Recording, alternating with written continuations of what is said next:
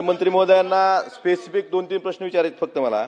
मूळ प्रश्न की आपल्या शेतकऱ्यांना सावकार का जावं लागतं, सावकाराच्या दारात का जावं लागतं, आपण सावकार केला एक प्रकारे एक अधिकृत परवानगी देत आहे, हा प्रश्न सगळ्यात महत्त्वाचं।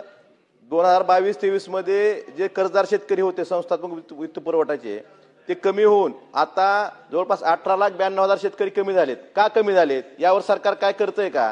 कारण शेतकऱ्यांना आजही आपण कितीही भाषणात सांगितलं की सिबिलची अट लावणार नाही, तर सिबिल बघितल्याशिवाय किंवा सिबिल कमी असलं शेतकऱ्यांना वित्त पुरवठा होत नाही।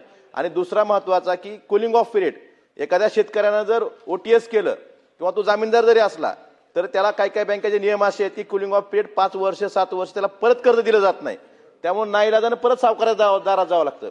तर सिबिलच्या बाबतीत आणि कूलिंग ऑफ पिरियडच्या बाबतीत फक्त भाषणात न करता प्रत्यक्षात कारवाई करणार का? आणि सिबिल बघितलं म्हणून सिबिलमुळे कर्ज नाकारणाऱ्या कुठल्या एका बँकेवर फौजदारी गुन्हा दाखल केलाय का, याचं उत्तर द्यावं।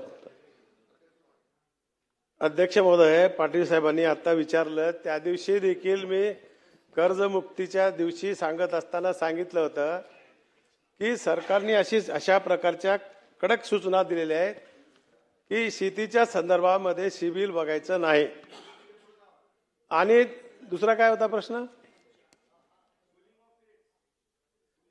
कूलिंग ऑफ पिरियड म्हणजे ओटीएसच्या संदर्भात देखील समजून सांगतो तुम्हाला। कूलिंग ऑफ पिरियड सहकार मंत्री महोदय, एखाद्या शेतकऱ्यानं ओटीएस केलं त्याला परत कर्ज देताना तो कूलिंग ऑफ पिरियड बँकेने ठरवला, काही बँकाचा 5 वर्ष आहे, काही बँका 7 वर्ष, त्याला परत कर्ज देत नाहीत 5 वर्ष 7 वर्ष, त्यामुळे त्याला सावकाराच्या दारात नाईलाजानं जावं लागतं।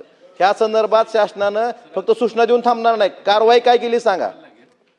आदेश दिलेले आहेत, कारवाई चालू आहे। त्या दिवशी सांगितलंय आतापर्यंत ओटीएस जे होतं, ओटीएस जिथं दिलंय तिथं कर्ज वितरणाची व्यवस्था नसते, पण यावेळेस मात्र सरकारने ताकीद दिलेली आहे। असं कुठं आलं ना तुमच्या नजरेत आम्हाला सांगा, आम्ही त्याच्यावर कारवाई करून देऊ।